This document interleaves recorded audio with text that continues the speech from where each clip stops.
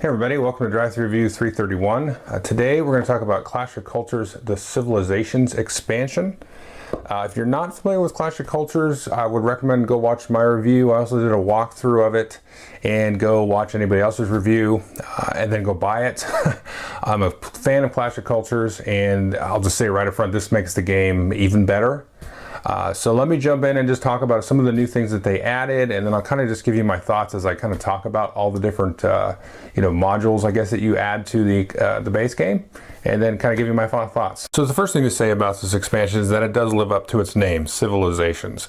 You get a variety of civilizations to choose from in the game, and this is done by dealing out 2 of these civilization boards. So you can see there's a stack of 14 of these boards, and it gives you a large variety of different strategies and stuff to try. So you're going to get 2 of these. In this case, I've got the Celts and Phoenicia. So you're going to choose one of those 2. Each of the civilizations has 3 leader cards that go with it. So you can either play a variant where you choose the leader card or randomly select a leader, and then you'll place these besides your technology board with your leader face up, as well as the civilization board there. Now, the interesting thing on the civilization board is that as you collect different advancements in the game, you're automatically going to get these special advances. And with this particular civilization of Phoenicia, one cool thing to do is once you get trade routes, then you automatically get cedars and dies, which improves your trade routes. So instead of trading with 2 spaces away, you can trade with 3. Now, one thing to note is that sometimes a civilization will have a different starting tile. So you can see here on Phoenicia, there actually is a special tile that they get, and they are very much a seafaring type of civilization, so they get an extra water space to start.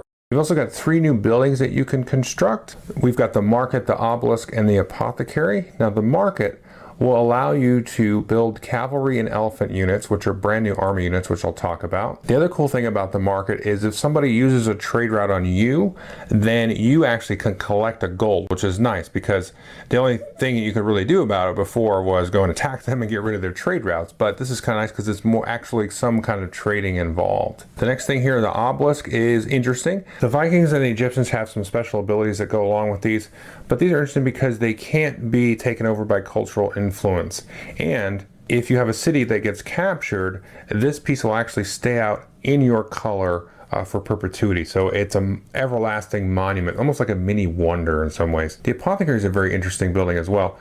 When one of your units dies on the board, you can actually pay a food to sort of resurrect them at a city that has the apothecary in it. Now, speaking of units, you've got 3 new unit types in the game. Now, you have a leader avatar, so to speak. It looks just like a settler, but it's translucent, in your player color.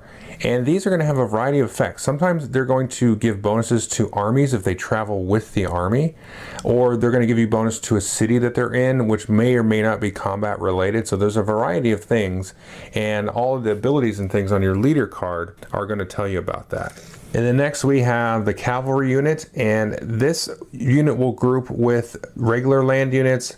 And the idea with this is you want to kind of mix up your variety. So you don't just want 4 infantry and 4 cavalry. You want to have a mix. And the same here with the elephants. Now, one thing to note about the elephants is my copy wasn't too bad, but there's a little bit of the drunk elephant syndrome I've seen in some other copies of the game. Let's talk about these new combat units.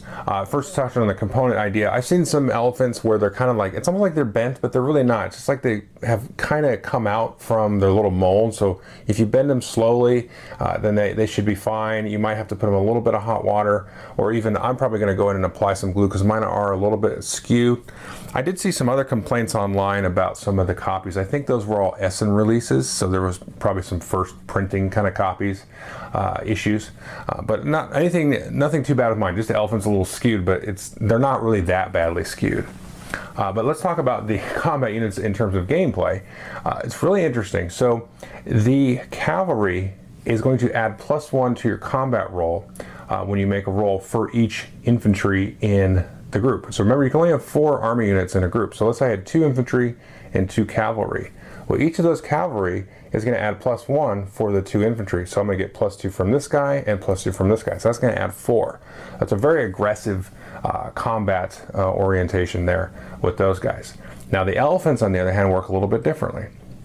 For each 1 and 2 that you roll, you can apply those to cancel a hit that was coming at you. If you roll extras or something, let's say you land one element and you rolled a bunch of 1s and 2s, that would be horrible. But then you apply those to your damage instead. So you kind of want to have a nice mix of units. So I found it seems like 2 infantry and 2 cavalry and maybe 2 infantry and 2 elephants is kind of the way to go, but I haven't really finished exploring that. Now again, you need that market, that first building I showed you, to be able to actually build the cavalry and elephants, since they've got to be built at the city where the market is. There are some civilizations though that let you kind of break that rule. Maybe let you build cavalry in any city right out the gate as soon as you get the advance for that civilization, or like India lets you do the elephants, and there's probably a couple others I'm forgetting. So I like that. It adds a nice dynamic to the combat, kind of freshens it up. I like the simplicity of the combat, in the base game. Very simple, roll dice divided by 5, player action cards. So it's very easy, but that is one thing I will give it, is that it wasn't like super dynamic, compared to a lot of these other 4X games. This one is interesting. It gives you some interesting choices to add to, combat, how you kind of form your groups and things like that. Now the players aren't the only ones that get these new units. There's also barbarian cavalry and barbarian elephant units as well that apply the same type of effect. In addition, there's also pirates, and pirates are going to come out anytime that you explore a tile that has 2 water spaces on it, and pirates are going to hinder sea movement and also raid adjacent cities. So any cities that are within 2 spaces of a pirate, when you flip an event card that activates them with the pirate icon, they're going to steal a good. You have to pay a good or a mood token, or if you can't do that or don't want to, then you have to reduce the mood of the city. So that's very annoying. And they also are going to hinder sea movement, so you can't just get a bunch of Navy ships out there and just kind of do what you want.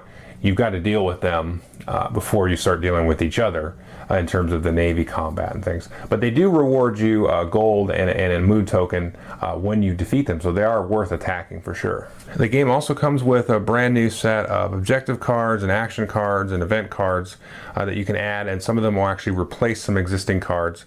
You can see the difference in the cards by these little green check marks here.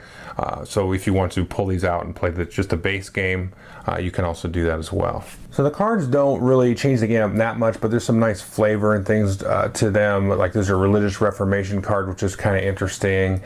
Trojan Horse cards. There's some cool, flavorful kinds of things. There's a Black Death card, which is sort of a hyped up plague card, which is pretty nasty. There's a lot of things that the game, adds to it. There's lots of flavor and cool stuff. All the different civilizations. There's so many cool powers and things. Like Rome has a way to kind of transport your leaders around, and then if you're Julius Caesar, you can go and kind of do free actions to activate a city, which is kind of weird, but then you actually improve the civic improvement, improve the happiness of the city. So it doesn't really work well until you get a lot of cities, but that's kind of what Rome does. So a lot of things are very thematic. Like the Phoenicians I showed you, I've actually played that one myself. It has the trade routes kind of buff to that strategy, which I really enjoy as a strategy myself. And anyway, so it's really cool that way. The Celts can actually interact with the barbarians. There's some you can do like a cultural influence roll, not on another building, but on another unit and convert it to your side. The other one I played myself was Japan. And I had a very interesting thing like that. What was it on here? I'm trying to remember. I have so many special abilities in here. I could build the horses right away. I could actually discard action cards to cancel other action cards.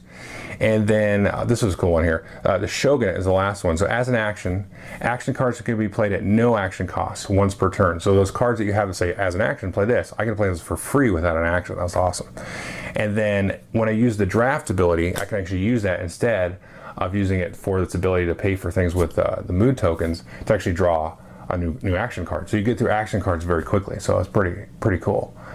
So that's pretty much how the whole thing works. There's just a lot of theme added to the game, and it brings that from where it's kind of a generic Civilization 4X game to having being a little bit more grounded in sort of a time and place. But it does it without being silly. A lot of times these Civilization games are like, hey, you're America. Well, like, no, dude, that's basically almost modern industrialism by the time this country came around. Like, let's stick to like Mediterranean, almost antiquity over to Asia, kind of the whole thing there. The Mayans are in here too. So that's cool. I think they did a good job with that, smart job. And it gives you a lot to really tinker with, and just, I've played with 2 civilizations myself and seen, all the others play, but I'm like, I want to try the Romans now, and then I want to try the Mayans, and then I want to try the Celts. And so there's a lot to play with, and there's going to be a lot of ways to investigate and to play. And if you keep the random deal out, that's going to kind of force you to try different strategies. It's not like, oh, I've got the Romans, I'm going to be Caesar, and then do my first 3 turns always the same. So you can really mix it up. But yeah, I like the pirates. It adds a little bit more interesting things happening in the ocean, which already was kind of interesting, I thought, but this adds more to that. And as I said earlier, the combat's a lot more interesting now. So yeah, to me this is a must get, like I said before. And the one thing is I still feel like there's room to explore with things. I'd like to see them maybe push into industrialism, and I know before I've said on different videos that I wasn't sure if that would quite work. Maybe you could if you had like added 2 more rounds to the game, or just 1 more round, and maybe added some more wonders that gave you like different sort of more modern industrial types of technologies or something, so you could kind of move into that. I know that's something that people feel like is missing from this, where you can't go all the way into the space age, which is kind of a weird victory condition, by the way, because it's like, oh, I launched the space shuttle so I win. Well, no, because you're going to have problems with too big to fail and or communism falling. So if you look at history, like going into space doesn't mean like you rule the world. So there's some interesting things they can do. I think still with this, maybe add in some more different events that are more modern maybe, or something. I don't know, but I think there's definitely room they can have here with maybe extra more modern versions of these civilizations. New civilization boards or something. So I'd like to see them explore that. I mean, I don't think there's any reason not to. I think the cool thing about this is based on a very solid core of certain period of history, and now it's like really grounded in that period. So yeah, it's really a lot of fun to play too, just to get in there and mix up and get all the different pieces going. So anyway, so that I would definitely get it. So thanks.